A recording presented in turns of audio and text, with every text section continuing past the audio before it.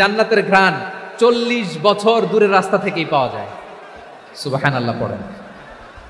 প্রিয় ভাইরা, এখান থেকে জান্নাতে পৌঁছতে লাগবে 40 বছর। এত দূর কত বছর? সবাই বলেন কত বছর? এখান থেকে জান্নাতে পৌঁছতে লাগবে 40 বছর।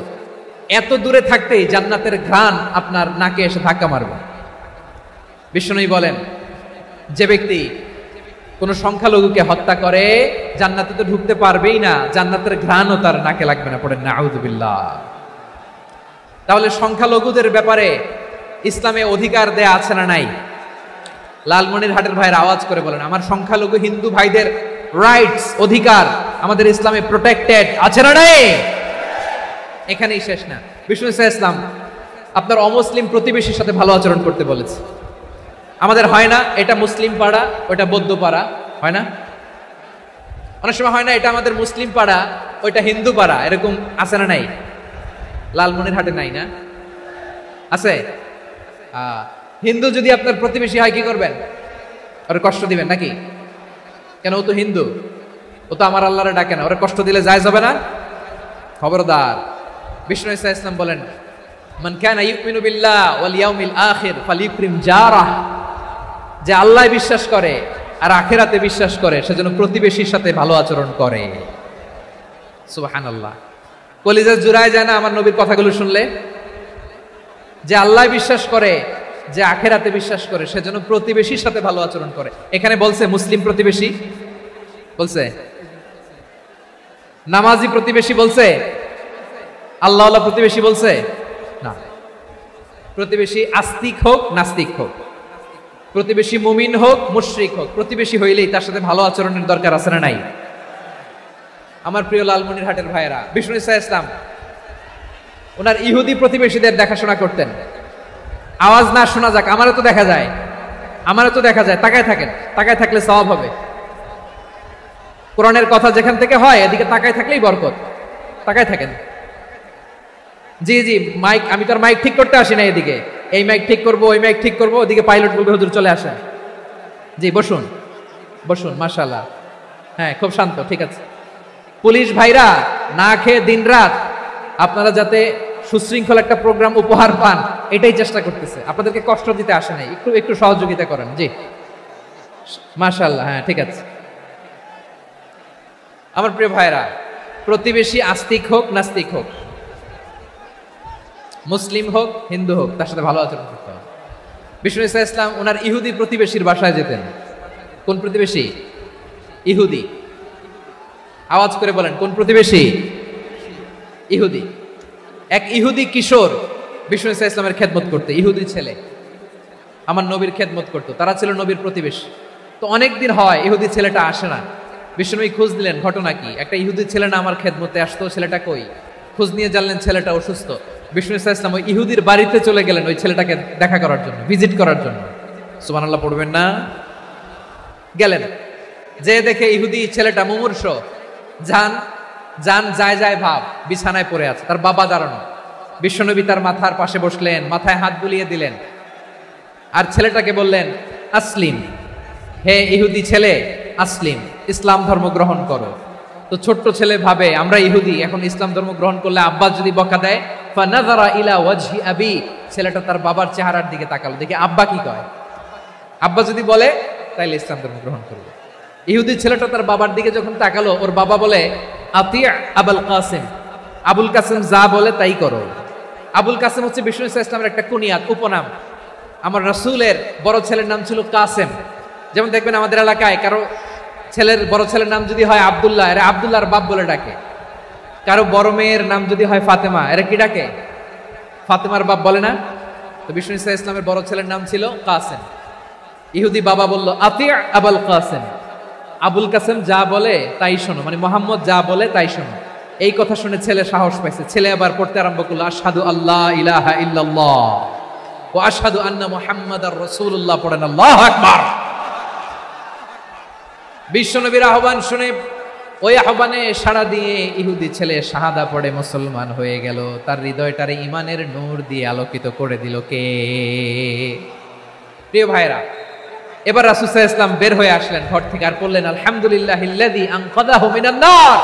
প্রশংসা সে আল্লাহর, যে আল্লাহ জাহান্নামে চলে যাচ্ছিল প্রায় এমন একটা লোককে মুহূর্তের মধ্যে কালেমায়ে শাহাদাতের বদৌলতে জান্নাতি বানায় দিলেন। আওয়াজ করে পড়েন সুবহানাল্লাহ। এই হাদিস থেকে আমরা কি শিখলাম? What is the moral of the story? এক নম্বর স্টোরি হলো, প্রতিবেশী ইহুদি হোক হিন্দু হোক, যাবেন, সুসম্পর্ক রাখবেন, উপহার দিবেন, বিপদে পাশে দাঁড়াবেন, তাইলেই তো আপনাদের প্রতি, মুসলমানদের প্রতি তারা আকৃষ্ট হবে, ঠিক কিনা বলেন? আপনি যদি হিন্দুদের সাথে বৌদ্ধদের সাথে নাই মিশেন, নাস্তিকের কাছে নাই যান, তো ইসলামের সৌন্দর্যটা ওরা বুঝবে কেমনে?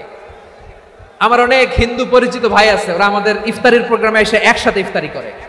অনেক মদখোর আমার সাথে বসে একসাথে ডিনার করে, হাফ প্যান্ট পরা, গলায় স্বর্ণের চেইন, হাতে স্বর্ণের ব্রেসলেট, আইসা আমার সাথে ডিনার করছে, আছে এরকম। গাঁজাখোর, আমি বলে আসো, welcome welcome to my dinner, আসো বসো, বসলেই তো আমি ওর ডিএনএ, চিন্তার ডিএনএ চেঞ্জ করে দেওয়ার সুযোগ পাবো, চিল্লায় বলো ঠিক কিনা? আসতে হবে আমার কাছে।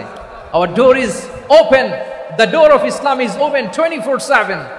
সব সময় আমাদের ইসলামের দরজা আমার অমুসলিম ভাইদের জন্য খোলা আছে না নাই? এই হাদিস থেকে দুইটা শিক্ষা। এক নম্বর শিক্ষা, প্রতিবেশী মুসলিম হোক অমুসলিম হোক, যান, অসুস্থ হইলে একটু আপেল নিয়ে যান, আঙ্গুর নিয়ে যান, কমলা নিয়ে যান, তাদের সাথে ভালো আচরণ করেন। ইসলামের বিউটি দেখে, সৌন্দর্য দেখে অবাক হবে, নসিব ভালো হলে কোনোদিন কালিমা পড়ে মুসলমান হয়ে যাবে, ঠিক কিনা বলেন? তাহলে অমুসলিমের সাথে ভালো সম্পর্ক। বিশ্বনবী ইহুদির বাড়িতে গেলেন, ইহুদির বাড়ি, আর আমার মুসলমান ভাই আমার কাফের বলে, এরকম আছে না নাই? মুসলিম মুসলিমরা দেখতে পারে না, সহ্য করতে পারে। বিশ্বনবী সাল্লাল্লাহু আলাইহি ওয়াসাল্লাম ইহুদির বাড়িতে গেলেন, এটা একটা শিক্ষা। আচ্ছা, দুই নম্বর শিক্ষা হলো, বিশ্বনবী সাল্লাল্লাহু আলাইহি ওয়াসাল্লামের খাদেম ছিল ইহুদি, এতদিন খেদমত করলো, একদিনও বিশ্বনবী ওরে কালিমার দাওয়াত দেয় নাই। কারণ কি? বিশ্বনবী একটা ভালো সময়ের অপেক্ষা করতেছিলেন, প্রপার টাইমিং। দাঈর কাজ হচ্ছে দাঈ ইলাল্লাহ, সে হচ্ছে সুযোগ সন্ধানী। দাঈ সুযোগ খোঁজে, কখন দাওয়াত দিলে ব্যাটে বলে হবে, ঝোপ বুঝে কোপ মারে, ঠিক কিনা বলেন? বিষ্ণু ইসলাম ভালো সময়ের অপেক্ষা করতেছিলেন, দেখি ভালো সময় আসুক আসুক আসুক আসুক। আস্তে আস্তে এমন সময় আসছে, ছেলে এবার মুমূর্ষ, অসুস্থ ব্যক্তির হৃদয় অত্যন্ত নরম থাকে। হসপিটালে যখন কেউ যায় তার হৃদয়টা বড্ড নরম থাকে, মৃত্যুর ভয়ে তার অন্তরটা নরম থাকে, ঠিক কিনা বলেন? এই প্রপার টাইমিং এর অপেক্ষা করতেছিলেন। যখনই টাইমিং পেয়েছেন, দাওয়াত দিলেন, পড়ো লা ইলাহা ইল্লাল্লাহ, সুবহানাল্লাহ পড়েন সবাই। তাহলে ইসলাম অমুসলিম প্রতিবেশীর সাথে ভালো আচরণ করতে বলে। ইসলাম অমুসলিম মাতা পিতার সাথেও ভালো আচরণ করতে বলে। মাতা পিতা যদি অমুসলিম হয়, তারা ফেলে দিতে পারবেন? পারবেন? পারবেন? আমার লালমনির হাটের ভাইরা, অনেক হিন্দু ছেলে আমাদের হাতে শাহাদা পড়ে মুসলিম হয়, কিন্তু ওর মা মুসলমান হয় নাই, বাবাও হয় নাই, এরকম আছে না নাই? তো ও হয়েছে মুসলিম, মা বাপ হিন্দু, এখন মা বাপ কি বাদ? হ্যাঁ, মা বাপ বাদ দেয়া যাবে? যেই মা আপনার 9 মাস 8 মাস পেটে ধারণ করলো, আপনার মায়ের নার ছেঁড়া ধন, আপনি ওই মারে বাদ দিতে পারবেন? যে মায়ের বুকের তাজা দুধ খেয়ে আপনি আজকে বাড়ন্ত তাজা তরতাজা, ওই মারে বাদ দেয়া যাবে? মায়ের এক ধারে দুধের দাম, কাটিয়া গায়ের চাম, পাপোশ বানাইলে ঋণের শোধ হবে না, এমন দরদি ভাবে কেউ হবে না আমার মাহা গো, ঠিক কিনা? মাকে তো বাদ দেওয়া যায় না। وَقَضَى رَبُّكَ أَلَّا تَعْبُدُوا إِلَّا إِيَّاهُ وَبِالْوَالِدَيْنِ إِحْسَانًا। আল্লাহ বলে, অবধারিত দুইটা ভার্ডিক্ট তোমাদের জন্য, এক আল্লাহর ইবাদত করবা আর মা বাবার প্রতি ইহসান করবা। আদেশটা কার? মা বাবার প্রতি ইহসান করতে হবে। আমার মা হিন্দু হোক, ভালো আচরণ করতে হবে, বৌদ্ধ হোক, ভালো আচরণ করতে হবে। আমার যে সমস্ত হিন্দু ভাইয়েরা মুসলিম হয়েছে, তোমাদের মা বাবা এখনো মুসলমান হয় নাই, তাদের সাথে ভালো আচরণ করতে হবে। খেদমত নিজে করতে হবে অথবা খেদমতের ব্যবস্থা করাই দিতে হবে। মান্থলি যে খরচ লাগে এটা দিতে হবে। আরে তুমি এখন মুসলিম, তোমার মা বাবা হিন্দু, এখনই তো সুযোগ ইসলামের সৌন্দর্য দেখানো। এখন মা বাবা যদি দেখে, আরে এটা হিন্দু থাকতে তো বদমাইশ ছিল, বেয়াদব ছিল, কি এমন ধর্ম সে গ্রহণ করলো যেটা গ্রহণের সাথে সাথে সে পাল্টে গেল? কি এমন ধর্ম সে গ্রহণ করেছে যেটা তার জীবনকে আলোকিত করে দিয়েছে? নসিব ভালো হইলে তারাও কালিমা পড়ে মুসলমান হয়ে যাবে। বিষ্ণু ইসলামের স্ত্রীর নাম ছিল আয়েশা রাদিয়াল্লাহু তাআলা আনহা, আবু বকর রাদিয়াল্লাহু তাআলা আনহুর মেয়ে। আবু বকর রাদিয়াল্লাহু তাআলা আনহুর আরেক মেয়ের নাম হচ্ছে আসমা। কি নাম? দুজনই আবু বকর রাদিয়াল্লাহু তাআলা আনহুর মেয়ে, আসমা আর আয়েশা। নাম দুইটা কেমন লাগে? আসমা নামটা কেমন লাগে? আয়েশা নামটা কেমন লাগে? লালমনিরহাটে অনাগত যদি কন্যা সন্তান হয়, যদি মনে চায় আসমা রেখে দিতে পারবেন, যদি মনে চায় আয়েশা রেখে দিয়েন। দেশে বিদেশে এয়ারপোর্টে রাস্তা ঘাটে শুধু বলে হুজুর একটা নাম দেন, আমার ছেলের একটা নাম দেন, মেয়ের একটা নাম দেন। তো আমার মনে আছে যশোরের আবদিনের মাহফিলে আমি একটা দুইটা নাম দিয়েছিলাম। আজকে লালমনিরহাটের এই প্রোগ্রামে কন্যা সন্তান যদি হয় দুটা নাম দিলাম, আসমা কিংবা আয়েশা। ইনশাআল্লাহ পড়েন। দুজন বোন, এক মায়ের না, বাবা এক মা দুইজন। আয়েশা রাদিয়াল্লাহু তাআলা আনহার মায়ের নাম উম্মে রুমান, আর আসমা রাদিয়াল্লাহু তাআলা আনহার মায়ের নাম কুতাইলা বিনতে আব্দুল উজ্জা। আবু বকর রাদিয়াল্লাহু তাআলা আনহু 4টা বিয়ে করেছিলেন। তো একই ঘটনা ঘটেছে এই ফ্যামিলিতে। আসমা ইসলাম ধর্ম গ্রহণ করে মুসলিমা, কিন্তু তার মা কুতাইলা মুশরিকা। আওয়াজ করে বুঝে থাকলে বলেন, আসমার মা মুশরিকা। তার মানে মেয়ে মুসলিম, মা অমুসলিম। ভেজাল আছে না নাই? কিন্তু কুতাইলা আর ধৈর্য ধারণ করতে পারে না। নার ছেড়া ধন, কলিজার টুকরা ধন, কলিজার টুকরা সন্তান। আসমারে দেখতে বড্ড মন চায়। সাইয়েদানা আসমা রাদিয়াল্লাহু তাআলা আনহা মক্কা থেকে হিজরত করে মদিনায় চলে গেলেন হুদাইবিয়ার পর। যখন মক্কা মদিনার ট্রাফিক স্বাভাবিক হলো, মক্কার লোক মদিনায় যায়, মদিনার লোক মক্কায় আসে। কুতাইলা কলিজার টুকরা সন্তান আসমারে দেখার জন্য কিছু উপহার নিয়ে বিশাল মরু পথ পাড়ি দিয়ে মক্কা থেকে মদিনায় যায়। সুবহানাল্লাহ বলেন। এখন মা আসছে মেয়ের সাথে দেখা করতে, মেয়ে তো আর দেখা দেয় না। মেয়ে ভাবছে আমার মা তো মুশরিকা, অপবিত্রা, তার সাথে কি দেখা দেয়া যাবে? বিশ্বনবীর দরবারে চলে গেলেন। সুবহানাল্লাহ বলেন। কি সৌভাগ্যবান ছিল তারা, মাসলা জানার দরকার হলেই নবীর দরবারে চলে যেত। ঘরে বউয়ের সাথে ঝগড়া হলে নবীর দরবারে চলে যেত। অনেক সাহাবী বলে আমার পেটে ক্ষুধা লাগলো আমি নবীর কাছে চলে যেতাম, কারণ নবীর চেহারার দিকে তাকালেই আমার পেটের ক্ষুধা মিটে যেত। সাইয়েদানা আসমা রাদিয়াল্লাহু তাআলা আনহা বিশ্বনবীর কাছে চলে গেলেন, যে বললেন ইয়া রাসূলুল্লাহ ইয়া হাবিবাল্লাহ ইন্না উম্মি কাদিমাতুন ইলাইয়া ওয়া হিয়া রাগিবা। আমার মা মক্কা থেকে অনেক দূর মরুর পথ পাড়ি দিয়ে উপহার সামগ্রী নিয়ে মদিনায় আমার সাথে দেখা করতে এসেছে গো নবী। আমার জানতে বড্ড ইচ্ছে হয় আমি আমার মুশরিকা মায়ের সাথে একটু দেখা করতে পারবো কিনা। আফা আসিলুহা, আগে যেমনি আমি আমার মায়ের সাথে ভালো আচরণ করতাম, যেমনি আমি আমার মায়ের সাথে সদাচরণ করতাম গো নবী, এখন আমি মুসলিমা মা মুশরিকা, এখনো কি আগের মতো সদাচরণ করতে পারবো নাকি? বিশ্বনবী বললেন নাম সিলিহা, হ্যাঁ রে আসমা, অবশ্যই অবশ্যই, আগে ঠিক যেমন তুমি তোমার মায়ের সাথে ভালো আচরণ করতে এখনো তেমনি আগের মতো ভালো আচরণ করবা। আওয়াজ করে পড়েন সুবহানাল্লাহ। কি ইসলাম আমরা পেয়েছি! কত ব্রড মাইন্ডেড আমাদের ইসলাম, কত ওপেন মাইন্ডেড ইসলাম, কত ওপেন আপ করতে পারে, চিন্তা করতে পারেন। বিষ্ণু বললেন হ্যাঁ অবশ্যই, নাম সুলিহা, আগে যেমনি ভালো আচরণ করছো আসমা এখন ওইরকমই করো, পারলে আরো বাড়াই করো। সুবহানাল্লাহ বলেন। তাহলে আমার যে হিন্দু ভাইয়েরা, হিন্দু বোনেরা, ইমানের বদৌলতে দৌলতে আপনি ধন্য হয়েছেন, আপনার আম্মা আব্বা এখনো মুসলমান হয় নাই, তাদের জন্য দোয়া করেন, তাদের জন্য দোয়া করেন, আল্লাহ যেন তাদেরকেও ইমানের দৌলত দান করে। আমরা সবাই পড়ি আমিন, আরো জোরে পড়েন আমিন। এখন বলেন ইসলাম কি ন্যারো মাইন্ডেড রিলিজিয়ান না ব্রড মাইন্ডেড? লালমনিরহাটের যুবক ভাইরা আওয়াজ করো, ইসলাম কি ন্যারো মাইন্ডেড না ব্রড মাইন্ডেড? কতটা ব্রড মাইন্ডেড দেখেন। বিশ্বনবী সাল্লাল্লাহু আলাইহি সাল্লাম অমুসলিমরা যদি নবীকে উপহার দিত, ওই উপহারও বিশ্বনবী গ্রহণ করতেন। সুবহানাল্লাহ পড়েন। আপনার অমুসলিম বন্ধু যদি উপহার দেয় সেটাও আপনি নিতে পারবেন, যেটা নেওয়া যায়। কিন্তু আপনার বন্ধু যদি আপনার মদের বোতল দেয়, নিতে পারবেন? হ্যাঁ, মদের বোতল দিলে পারবেন না।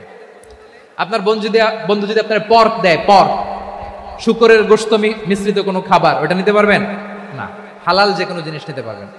বিশ্বনবী সাল্লাল্লাহু আলাইহি ওয়াসাল্লাম অমুসলিমদের দেয়া হাদিয়া গ্রহণ করতেন। কেমন নবী ছিলেন! আমার নবীরে চিনে নেন, আমার নবীর অ্যাটিটিউড জেনে নেন।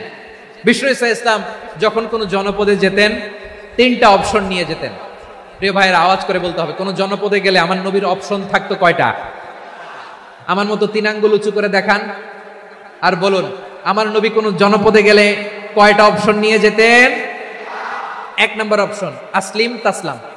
নতুন এলাকায় গেলে বলতেন আসলিম তাসলাম, ইসলাম ধর্ম গ্রহণ করো, শান্তিতে থাকবা, আমার ভাই হয়ে যাবো, আমরা ভাই ভাই, ইসলাম মানো, আমরা ভাই ভাই। অপশন নাম্বার কত? 1। যদি বলে না ইসলাম মানবো না, ওকে, অপশন নাম্বার 2, মুসলিম হওয়ার দরকার নাই, লা ইকরাহা ফিদ্দিন, ইসলামে কোনো বাড়াবাড়ি নাই, খ্রিস্টান আছো থাকো, বৌদ্ধ আছো থাকো, ইহুদি থাকতে চাও থাকো, কিন্তু আমরা যেহেতু রিজিওনাল সুপার পাওয়ার, আমাদের আন্ডারে থাকো, ট্যাক্স দিয়া থাকো, এটার বলে জিজিয়া। আলেম যারা আছেন বুঝবেন এটার আরবিতে কি বলে, জিজিয়া। You pay us the tax, we will give you the security. তোমরা ট্যাক্স দিবা, আমরা সিকিউরিটি দিব, আমাদের আওতায় থাকবা, কেউ তোমাদেরকে আক্রমণ করতে পারবে না, আমরা নিরাপত্তা দিব। সুবহানাল্লাহ বলেন। এটা অপশন নাম্বার কত? আচ্ছা বুঝে থাকলে বলেন 1 নাম্বার অপশন কি ছিল? ইসলাম। ইসলাম মানো, শান্তিতে থাকবা, ভাই ভাই, আমরা ভাই ভাই।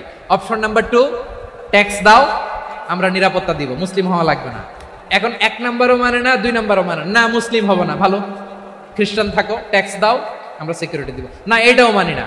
বিষ্ণু বলেন তাহলে তলোয়ার আমাদের আর তোমাদের মাঝে ফয়সালা করবে,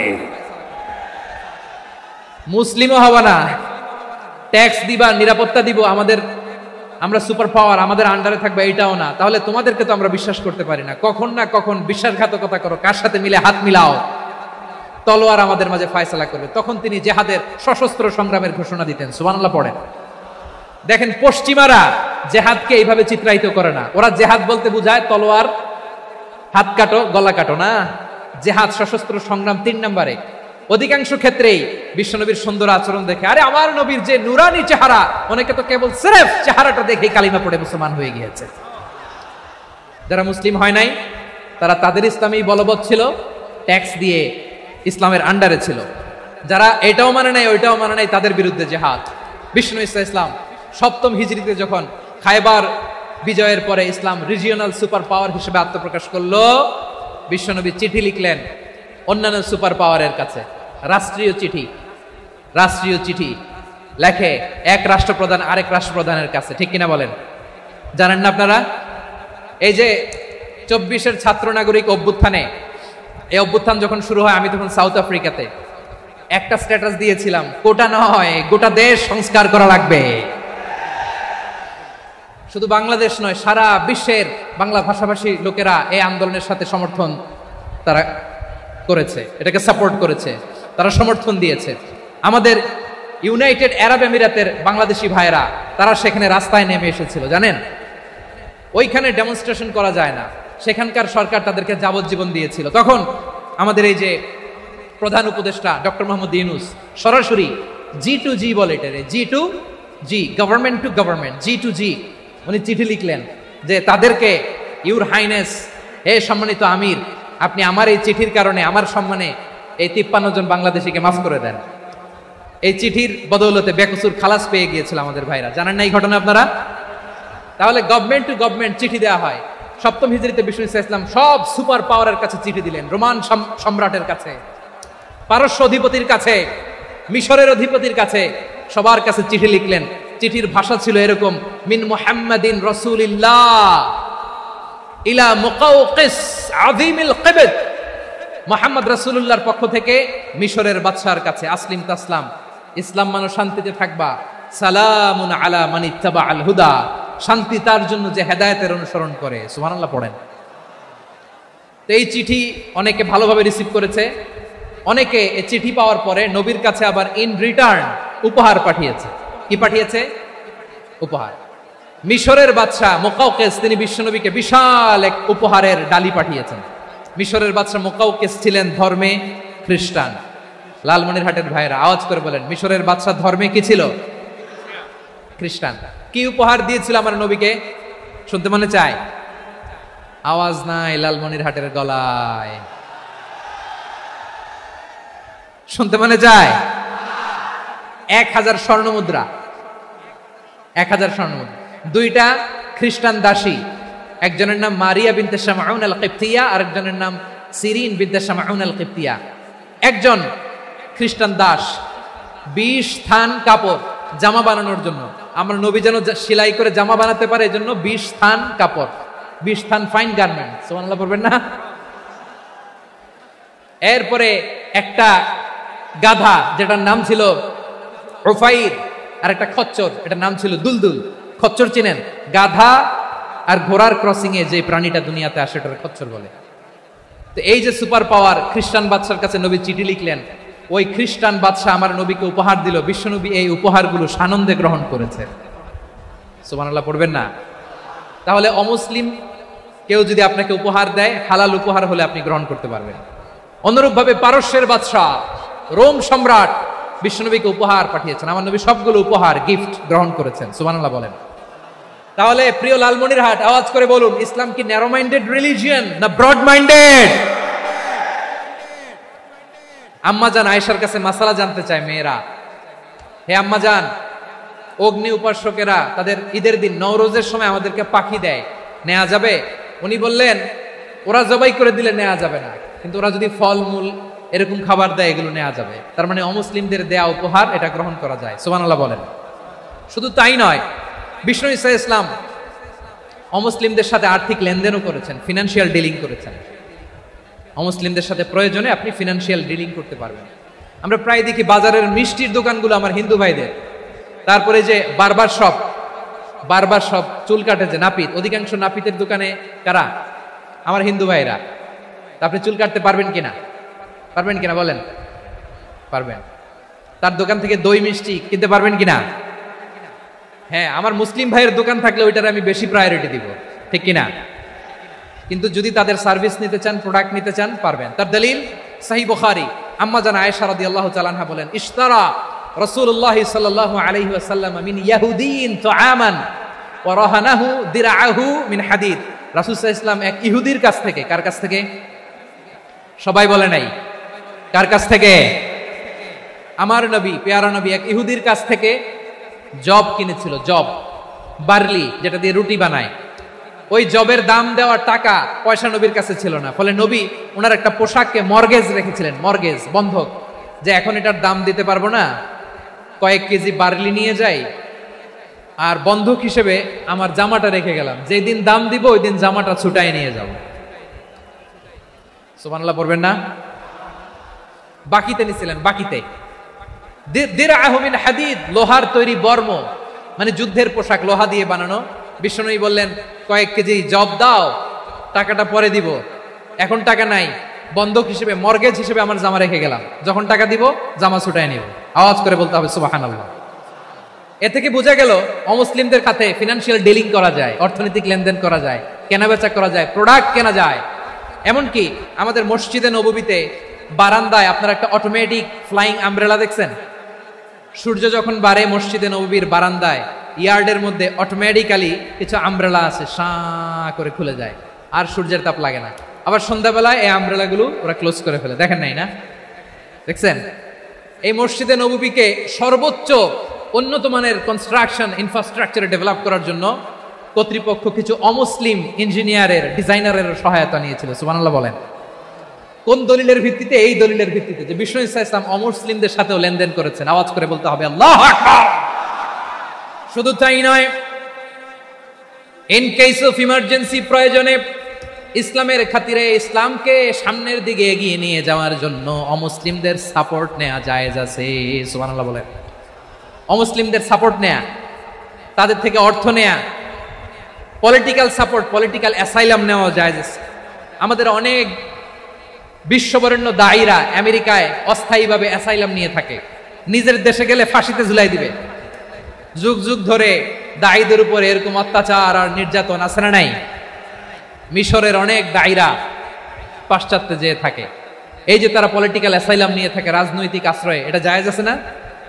এটা যে জায়েজ আছে তার প্রমাণ স্বয়ং বিশ্বনবী সাল্লাল্লাহু আলাইহি ওয়াসাল্লাম পলিটিক্যাল সাপোর্ট নিয়েছিলেন অমুসলিমদের কাছ থেকে। সুবহানাল্লাহ বলেন।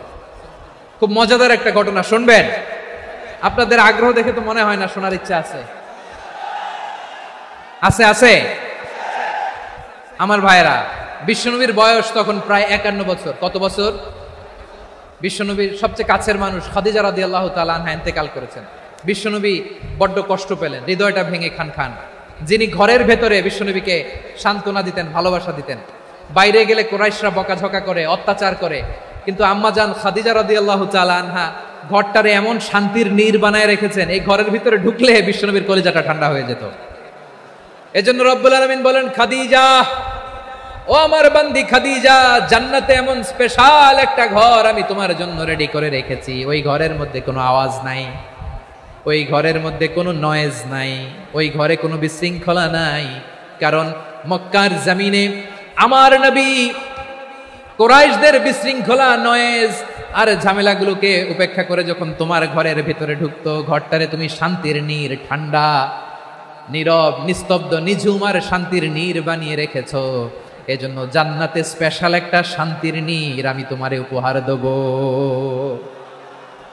ওই প্রিয়তমা স্ত্রী খাদিজা ইন্তেকাল করলেন, বিশ্বনবীর হৃদয় ভেঙে খান খান।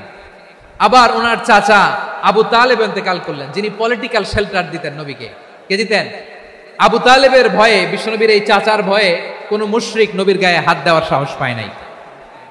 এখন স্ত্রীও নাই, চাচাও নাই, নবীকে আশ্রয় দেওয়ার কেউ নাই। নবীর চারদিকে অন্ধকার, নবী এখন কই যাবেন? আমার পেয়ারা নবী নতুন স্টেশন খুঁজতেছেন, নতুন দাওয়াতি প্ল্যাটফর্ম খুঁজতেছেন। তিনি যায়েদ বিন হারেসা রাদিয়াল্লাহু তাআলা আনহুকে নিয়ে মক্কার পাশের একটা নেইবরিং সিটি তায়েফে চলে গেলেন। কোথায় চলে গেলেন? লালমনিরহাটের ভাইয়ের আওয়াজ করে বলেন, কোথায় গেলেন? তায়েফে চলে গেলেন দিনের দাওয়াত দেওয়ার জন্য। কি দেওয়ার জন্য? নাকি জমি কিনতে গেছিলেন? জমি কিনতে, দুনিয়ার যশ খ্যাতির জন্য, নিজের কোনো লাভের জন্য? তায়েফবাসীদেরকে জাহান্নামের আগুন থেকে বাঁচানোর জন্য। আওয়াজ করে বলতে হবে, ঠিক কিনা? বিশ্বনবী বিশাল মরুপথ, পাহাড়ি পথ পাড়ি দিয়ে তায়েফের মরুজমিনে গেলেন কোরআনের দাওয়াত নিয়ে, ইমানের দাওয়াত নিয়ে। কিন্তু তায়েফের লোকেরা বিশ্বনবীর দাওয়াতকে শুধু প্রত্যাখ্যান করেই থামে নাই, তারা বিশ্বনবীর সাথে অত্যন্ত খারাপ আচরণ করেছে। বিশ্বনবীকে শারীরিকভাবে হেনস্থা করেছে, আমার নবীকে শারীরিকভাবে অত্যাচার করেছে, আমার পেয়ারা নবীর গায়ে পাথর মেরেছে, বিশ্বনবীর গা বেয়ে ঝরঝর করে রক্ত ঝরেছে, নবী জামিনের মধ্যে লুটিয়ে পড়েছেন, আবার মেরেছে, আবার নবী হাঁটতে শুরু করলেন, পেছন থেকে আবার মেরেছে, আবার নবী রক্তাক্ত হয়ে জামিনের মধ্যে লুটিয়ে পড়লেন, আবার মেরেছে।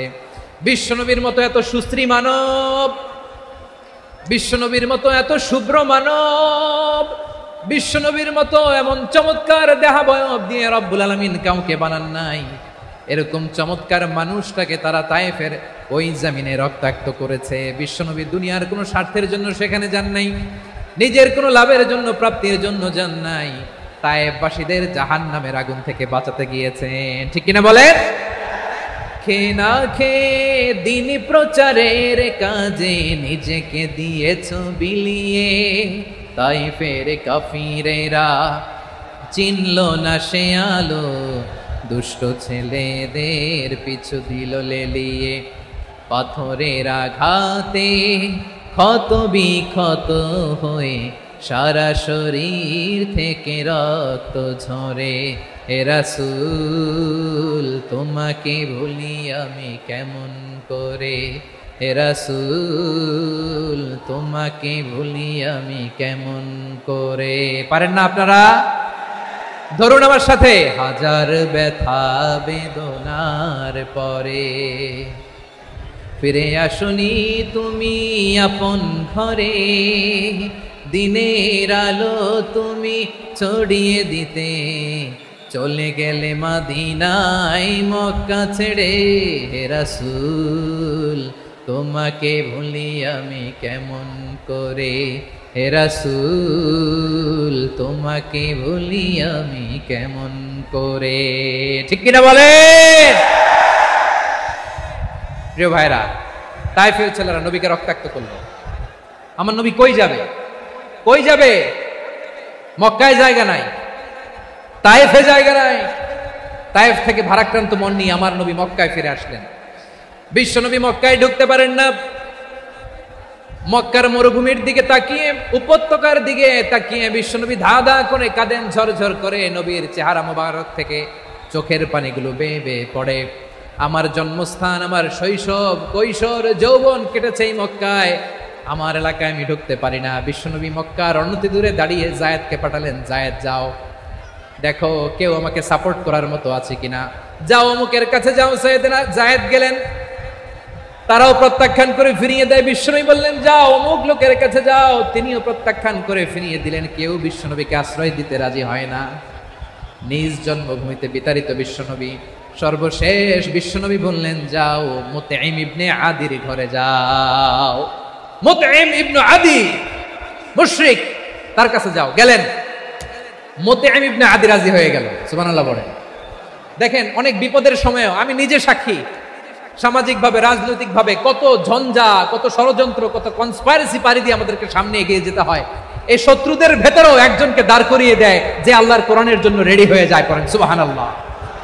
মুতঈম ইবনে আদি, আল্লাহ তার মনকে নরম করে দিলেন। মুতঈম বলে মুহাম্মদ আমি তোমাকে আশ্রয় দিব। তার দুই ছেলেকে পাঠালেন, যাও খোলা তলোয়ার নিয়ে, স্কট দিয়ে, গার্ড অফ অনার দিয়ে মোহাম্মদকে মক্কায় ঢুকাও আর বলো আমি আমান দেব। আমান কি দিব? আমান মানে সিকিউরিটি, নিরাপত্তা। সিকিউরিটি ছাড়া, আমান দেওয়া ছাড়া কেউ থাকতে পারতো না মক্কায়।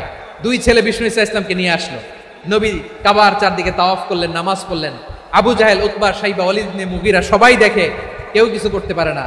কারণ মুতঈম ইবনে আদি ঘোষণা দিয়েছেন আমি মুহাম্মদকে আমান দিয়েছি, মুহাম্মদের গায়ে যেন কেউ স্পর্শ না করে। আওয়াজ করে পড়েন সুবহানাল্লাহ। নবীর এই বিপদকালে মুহূর্তে মুতঈমের হৃদয়টারে নরম করে দিল কে? আচ্ছা লালমনির হাটের ভাইয়েরা বলেন, এই মুতঈম কি মুসলিম ছিল না মুশরিক? সবাই বলতে হবে মুসলিম না মুশরিক? তাহলে মুশরিকের কাছ থেকে নবী পলিটিক্যাল অ্যাসাইলাম, আধুনিক রাষ্ট্রবিজ্ঞানের ভাষায় পলিটিক্যাল অ্যাসাইলাম যেটাকে বলে, রাজনৈতিক আশ্রয়, উনার আমান বা নিরাপত্তার এই ঘোষণায় তিনি মক্কায় ঢুকলেন। যতদিন নিরাপত্তা ছিল ছিলেন। মুতঈম যখন মারা গেল, বিষ্ণু ইসলাম হিজরত করে মদিনায় চলে গেলেন। সুবহানাল্লাহ। কিন্তু মুতঈম যে বিশ্বনবীর উপকার করছে এটা বিশ্বনবী ভুলে নাই। আমাদের অনেকে আছে উপকার করার পরে আর খেয়াল থাকে না, খাওয়ার পরে গলা দিয়ে নামলে আর খেয়াল থাকে না। এরকম আছে না নাই? আমার নবী ভুলে নাই। বদরের প্রান্তরে 70 জন কাফেরকে যখন বন্দী করে বিশ্বনবীর সামনে হাঁটু গেড়ে দাঁড় করানো হলো, বসানো হলো, 70 জন কাফের। কয়জন? বিশ্বনবী তাদের দিকে তাকিয়ে বললেন, সহিহ বুখারীর বর্ণনা, লাউ কানাল মুতঈম ইবনে আদি হাইয়ান সুম্মা কাল্লামানি হাউলা ইন্নাতনা লা তারাকতুহুম লাহু। বদরের প্রান্তরে 70 জন বন্দী কাফিরের দিকে তাকিয়ে আমার নবী বললেন, আজকে মুতঈম ইবনে আদি যদি বেঁচে থাকতো আর তোমাদের 70 জনের ব্যাপারে যদি মুতঈম এক বাক্যে একটা সুপারিশ করতো, তার সম্মানে আজকে তোদের সবাইকে আমি মাফ করে দিতাম। সুবহানাল্লাহ নাই? বিশ্বনবী মুতঈমের এই সাহায্যের কথা বলে নাই। 70 জন মুশরিক হাঁটু গেড়ে বসা, নবী চাইলে এখনই এক্সিকিউশন অর্ডার দিতে পারে। তিনি বললেন আজকে যদি মুতঈম বেঁচে থাকতো আর মুতঈম যদি তোদের জন্য সুপারিশ করতে, এই আবর্জনাগুলোর ব্যাপারে সুপারিশ করতে, আমি মুহূর্তেই তোদেরকে এমনি মাফ করে দিতাম। এবার বলেন ইসলাম কি ন্যারো মাইন্ডেড না ব্রড মাইন্ডেড? শুধু তাই নয়, যাকে যে সম্মান দেয়ার আমার নবী দিতেন, হোক আস্তিক হোক নাস্তিক, হোক মুসলিম হোক অমুসলিম। বিষ্ণু ইসা ইসলাম যখন রোমান সম্রাটের কাছে চিঠি লিখেছেন, আমার প্রিয় লালমনির হাটের ভাইরা অল্প কয়েক মিনিট কয়েকটা জরুরি কথা বলবো, এদিকে তাকান, এদিকে। রোমান সম্রাটের কাছে বিশ্বনবী যখন চিঠি লিখলেন মিন মুহাম্মদ রাসূলিল্লাহ ইলা হিরাকলা আযীমির রোম, মুহাম্মদের পক্ষ থেকে হিরাক্লিয়াসের কাছে, যিনি হচ্ছেন আযীমির রোম। এটা নবী নিজ থেকে বানায় লিখছেন অতিরিক্ত সম্মান দিয়ে। কোন রাষ্ট্রপ্রধান যখন আসে তাদেরকে আমরা কি বলি জানেন? তার নামের শেষে HE এটা লিখতে হয়, H.E. মানে হিজ এক্সেলেন্সি। কি লেখে? হিজ এক্সেলেন্টি অথবা ইউর হাইনেস, ইউর ম্যাজেস্টি। দেখেন বিশ্বনবী সাল্লাল্লাহু আলাইহি ওয়াসাল্লাম সব নবীদেরও নবী, তিনি একজন মুশরিক খ্রিস্টান সম্রাট রোমান সম্রাটের কাছে চিঠি লিখতে যায়, লিখতেছে ইলা হিরাকলা আযীমির রোম, হিরাক্লিয়াসের কাছে আমার চিঠি, যিনি রোমের আযীম, হিজ হাইনেস, মানে রোমের অনেক সম্মানিত এক বাহাদুর। আওয়াজ করে বলেন সুবহানাল্লাহ। তার মানে যাকে যে সম্মান দেয়ার এটা বিশ্বনবী দিতেন। এমনকি যেই ইহুদিরা ভালো ছিল, এই ইহুদিদেরও প্রশংসা করেছেন বিশ্বনবী মুহাম্মদুর রাসূলুল্লাহ সাল্লাল্লাহু আলাইহি ওয়াসাল্লাম। এক ইহুদির প্রশংসা করেছেন বিশ্বনবী। ইহুদির কার? আমি তো আমার ভাইয়ের প্রশংসা করি না, আমি তো এক আলেম আরেক আলেমরে স্পেস দেই না, আমি তো এক দায়ী আরেক দায়ীর সাথে বসতে চাই না। আমার নবী ইহুদির প্রশংসা করে। কার প্রশংসা? ওই ইহুদির নাম ছিল মুখাইরিক। সিরাত গ্রন্থ ঘাটলে পাবেন। তিনি বলেছেন মুখাইরিক খাইরু ইয়াহুদ, Mukhayriq is the best of the Jews. জুইশদের মধ্যে সে সবচেয়ে ভালো। কেন প্রশংসা করলেন তার? এর কারণ মদিনা চার্টারে কথা ছিল সব ধর্মের মুসলিম, মুশরিক, ইহুদিরা মিলে মদিনাকে রক্ষা করবে। কিন্তু তৃতীয় হিজরিতে যখন উহুদের যুদ্ধ শুরু হলো, সবার কথা ছিল যেই আক্রমণ করে আমরা মদিনাকে বাঁচাবো। কোন শহরকে বাঁচাবো? মদিনাকে। কিন্তু কুরাইশরা যখন অ্যাটাক করলো, ইহুদিরা আর আসে না, ইহুদিরা আর বেরোয় না। বিষ্ণু বললেন, ওহে ইহুদিরা, তোমরা না চুক্তি করলে আমার সাথে যে মদিনা বাঁচাতে সবাই ঝাঁপিয়ে পড়বো, আসো। একটা ইহুদিও বেরোয় না, কেউ আসে নাই সেদিন, একজন ছাড়া। তার নাম মুখাইরেক। তার নাম কি? মুখাইরেক বাহাদুরের মতো ঘোড়সাওয়ার হয়ে বেরিয়ে গেলেন এবং বললেন, গোটা ইহুদি সাম্রাজ্যের একজনও যদি না আসে, আমি মুখাইরেককে কেউ ঘরে আটকে রাখতে পারবে না। বেরিয়ে আসলেন, এসে বললেন, আমি মুহাম্মদের পক্ষে যুদ্ধ করব। আমি মারা গেলে আমার সম্পদ আমার উত্তরাধিকারীরা পাবে না, আমার সম্পদ তোমরা মুহাম্মদকে দিয়ে দিবা। সুবহানাল্লাহ বলেন। উহুদের ময়দানে 70 জন মুসলমান শহীদ হলো। এই ইহুদি সেও মুসলমানের পক্ষে যুদ্ধ করে নিহত হলো। সুবহানাল্লাহ বলেন। মুসলিমদের লাশ যখন নিয়ে আসা হলো, এই মুখাইরিকের লাশও নিয়ে আসা হলো। মুসলিমদের লাশের পাশে মুখাইরিকের লাশ দেখে বিশ্বনবী মুখাইরিকের প্রতি অনেক খুশি হলেন। আর বিশ্বনবী খুশি হয়ে বললেন, মুখাইরিক খায়রু ইয়াহুদ, মুখাইরিক যদিও তুমি ইহুদি, তারপরে তুমি সব ইহুদিদের মধ্যে সেরা ইহুদি। পড়েন সুবহানাল্লাহ। আমার নবী ইহুদিকেও সম্মান দিতে কার্পণ্য করে নাই। আওয়াজ করে বলেন আল্লাহু আকবার। প্রিয় ভাইরা, এবার সর্বশেষ আওয়াজ করে বলেন, ইসলাম কি ন্যারো মাইন্ডেড নাকি ব্রড মাইন্ডেড? সবাই বলেন, ন্যারো মাইন্ডেড না ব্রড মাইন্ডেড? এজন্য অমুসলিম হইলেই তারা আমাদের শত্রু নয়। শত্রু কারা? এই লালমনিরহাটের ভাইরা শোনেন, শত্রু কারা? যে সমস্ত অমুসলিম আমাদেরকে নিশ্চিহ্ন করে দিতে চায়, যে সমস্ত অমুসলিম আমাদের ভূখণ্ড থেকে আমাদেরকে তাড়িয়ে দিতে চায়, যে সমস্ত অমুসলিম আমার ধর্ম নিয়ে তুচ্ছতাচ্ছিল্য করে চিল্লায় বলেন ঠিক কিনা, তারা আমাদের শত্রু। সাধারণ অমুসলিমরা আমার শত্রু নয়। এই যে হিন্দুরা থাকে, এরা আমার ভাই, বৌদ্ধরা আমার ভাই, খ্রিস্টানরা আমার ভাই, ইহুদিরা আমার ভাই। তারা দিনই ভাই নয়, তারা মায়ের পেটের ভাই নয়, তারা মানবিক দিক থেকে ভাই। ও মানুষ, আমিও মানুষ। ইসলাম মানুষকে সম্মান করে, চিল্লায় বলো ঠিক কিনা।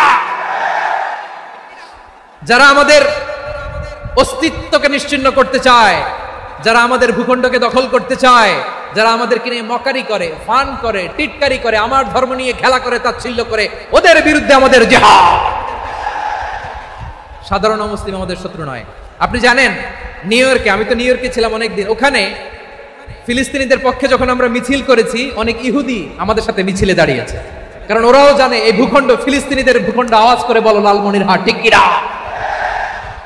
ইসরায়েলের রাজধানী খোদ তেল আবিবে অনেক ইহুদিরা বেঞ্জামিন নেতানিয়াহু তার বিরুদ্ধে মিছিল করেছে। তো তারা কি আমাদের শত্রু? না। অনেক খ্রিস্টান আমাদের সাথে আমাদের স্বার্থ রক্ষায় আমাদের পাশে দাঁড়িয়েছে। খেয়াল রাখবেন, হিন্দু আর হিন্দুত্ববাদ এক নয়, ইহুদি ধর্ম আর জায়নিজম এক নয়। জায়নিজমের বিরুদ্ধে আমাদের সংগ্রাম, আমাদের জেহাদ। চিল্লায় বলেন ঠিক কিনা। এই যে ফিলিস্তিনের ভাইরা, তারা তাদের স্বাধীনতা সংগ্রামের জন্য লড়াই করছে, করে যাচ্ছে, আমরা এটাকে সমর্থন জানাই। চিল্লায় বলো ঠিক কিনা। কাশ্মীরের ভাইরা স্বাধীনতার জন্য সংগ্রাম করছে, আমরা সেই সংগ্রামকে সমর্থন জানাই। আওয়াজ করে বলো ঠিক কিনা। যারাই আমাদের ইসলামকে নিশ্চিহ্ন করতে চায়, তাদের বিরুদ্ধে আমাদের সংগ্রাম। আওয়াজ করে বলতে হবে ঠিক কিনা। ওই সমস্ত দুর্বৃত্তদের সাথে আমাদের কোনো সম্পর্ক নাই। আমরা যদি ঐক্যবদ্ধ থাকতে পারি, ওই দুর্বৃত্তরা চান্স পাবে না। আমরা ঐক্যবদ্ধ থাকতে রাজি আছি। লালমনিরহাটের ভাইরা, আমরা ঐক্যবদ্ধ থাকলে ওই দুর্বৃত্তদের কালো হাত ভেঙে দিতে আমাদের সময় লাগবে না। তাদের কালো হাত ভেঙে দিতে রাজি আছে মুসলমান? কারা কারা রাজি? দু হাত তুলে দেখাও।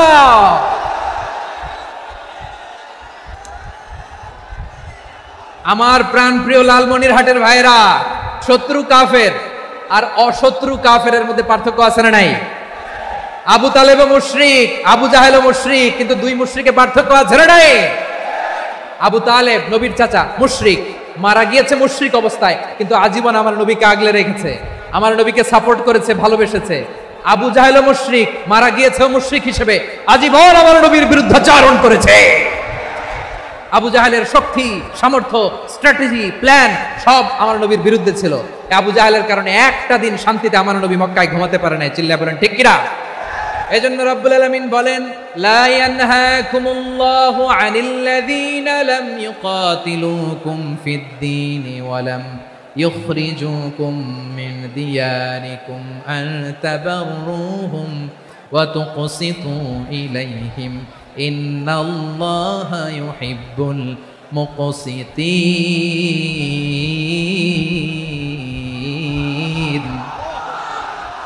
আল্লাহ বলে, গোলামেরা শোনো শোনো, যে সমস্ত অমুসলিম তোমাদের সাথে ধর্মযুদ্ধে লিপ্ত হয় না, তোমাদের বিরুদ্ধে যে সমস্ত অমুসলিম অস্ত্র ধরে না, যে সমস্ত অমুসলিম তোমাদেরকে তোমাদের জন্মস্থান থেকে ভূখণ্ড থেকে তাড়িয়ে দেয় না, তাদের সাথে ভালো আচরণ করতে আমি আল্লাহ নিষেধ করি নাই। তাদের সাথে সদাচরণে কোনো নিষেধাজ্ঞা নাই, বরং তাদের সাথে সদাচরণ করো, এটাই আমি আল্লাহ চাই। তাহলে আমার যে অমুসলিমরা আমাদের সাথে শত্রুতা করে না, তুচ্ছতাচ্ছিল্য করে না, আমাদের ভূমি থেকে আমাদেরকে উচ্ছেদ করতে চায় না, আমাদের বিরুদ্ধে অস্ত্র ধরে না, ওই অমুসলিম ভাইদের সাথে আমাদের কোনো দ্বন্দ্ব আছে? কোনো বিরোধ আছে? বরং আছে ভালোবাসা। বরং আছে কি? এই ভালোবাসা দিয়েই আমরা বিশ্ব জয় করব। রাজি আছে মুসলমান? আমাদের পুঁজি ভালোবাসা। আমাদের পুঁজি কি? এবার আওয়াজ করে বলেন, আমার এই পুরো আলোচনা থেকে the religious coexistence, peaceful coexistence, শান্তিপূর্ণ সহাবস্থান, কমিউনাল হারমোনি, এই সাম্প্রদায়িক সম্প্রীতি, এই আলোচনা থেকে কি বুঝলেন? ইসলাম কি ন্যারো মাইন্ডেড না ব্রড মাইন্ডেড? এই ব্রড মাইন্ডেড হৃদয় নিয়ে, ভালোবাসা দিয়ে আমরা বিশ্ব জয় করতে চাই। রাজি আছেন? আল্লাহ কবুল করুক। আমরা সবাই পড়ি আমিন। লালমনিরহাটের জেলা স্টেডিয়ামে আমার প্রিয় মায়েরা, বোনেরা, আপনাদের জন্য একটা হাদিস বলে শেষ করব। বিশ্বনবী বলেন, আমার মায়েরা খেয়াল করে শুনুন, বিশ্বনবী আপনাদের উদ্দেশ্য করে বলেন, আল মারআতু ইযা সাল্লাত খামসাহা ওয়া সামাত শাহরাহা হাফিজাত ফুরুজাহা আতাআত বা'লাহা ফালতাদখুল মিন আইয়ি আবওয়াবিল জান্নাতি শাআত। বিশ্বনবী বলেন, ও রমণীরা, ও নারীরা, যে সমস্ত নারী এই 4টা কাজ করবে, এই 4টা কাজের গ্যারান্টি দিবে, তাদেরকে জান্নাতের 8টা দরজার গ্যারান্টি দেয়া হবে। এই 4টা কাজ, 1 নাম্বার, আল মারআতু ইযা সাল্লাত খামসাহা, যে নারী 5 ওয়াক্ত নামাজ পড়ে। কি করে? জেলা স্টেডিয়ামে অবস্থানরত আমার নারীরা, বোনেরা, বিশ্বনবী আপনাদেরকে 4টা কাজের কথা বলেছেন, খুব বেশি না। 4টা করলে 8 জান্নাতের দরজা সব খোলা। কোনটা দিয়ে যাবেন? যেটা দিয়ে মনে চায়। 1 নাম্বার 5 ওয়াক্ত নামাজ। আমার বোনেরা জোহরের নামাজ পড়তে পড়তে এটা আসরে নিয়ে যায়, আসর পড়তে পড়তে এটা মাগরিবে নিয়ে যায়। এরকম আছে না নাই? লালমনিরহাটে হয়তো নাই। আমার বোনেরা এটা করবেন না। ইন্নাস সালাতা কানাত আলাল মুমিনিনা কিতাবাম মাওকুতা, সময় মতো পড়বেন। সামাত শাহরা, রমাদানের রোজাগুলো রাখবেন। হাফিজাত ফুরুজাহা, যে নারী তার চরিত্রকে হেফাজত করে, তার প্রাইভেট হেফাজত করে, তার লজ্জাস্থান হেফাজত করে। ও মায়েরা, আপনার এই গর্ভ যে কত দামি আপনি জানেন না। আপনার এই গর্ভ থেকে জন্মাবে আগামীর সালাহুদ্দিন আল আইয়ুবী। আপনার গর্ভ থেকেই জন্মাবে ইমাম আল মাহদি আল মুনতাদা। আপনার পেট থেকে জন্মাবে আবু সাইদের মতো বীর সৈনিক। আপনার পেট থেকে জন্মাবে মুগ্ধের মতো বীর মুজাহিদ। আপনি জানেন না কে আসবে আপনার পেট থেকে। সময়টাকে কাজে লাগান, ইসলামকে বুঝেন, মানেন, আমাদের ইসলামিক লেকচারগুলো শুনেন। আমরা যে বার্তাগুলো, ইনস্ট্রাকশনগুলো, দিক নির্দেশনাগুলো আপনাদের খেদমতে রাখি, এগুলো মেনে চলুন। আপনিই পারেন আপনার ঘরটাকে জান্নাতের টুকরা বানাতে। একটা family, it's a very big institution and you are the MD, the managing director of this institution. চিল্লায় বলেন ঠিক কিনা? চাইলেই পারেন ঘরটারে জান্নাতের টুকরা বানাতে। 5 ওয়াক্ত সালাত, রমাদানের রোজা, নিজের চরিত্রের হেফাজত, ও আতাআত বা'লাহা, স্বামীর আনুগত্য। এটাতে অনেকে ভুল করে থাকে। হায় রে আমার বোনেরা, স্বামীর আনুগত্যকে এটা নিজের অপমান মনে করবেন না। আপনার স্বামী আপনার সবচেয়ে বড় গার্ডিয়ান, তিনি আপনার সবচেয়ে ভালো চায়। নারী কখনো গার্ডিয়ানশিপের বাইরে থাকতে পারে না। হয় আপনি বাবার গার্ডিয়ানশিপের ভেতরে, বাপ না থাকলে ভাই আপনার গার্ডিয়ান, ভাই না থাকলে চাচা গার্ডিয়ান, বিয়ের পরে আপনার স্বামী আপনার গার্ডিয়ান।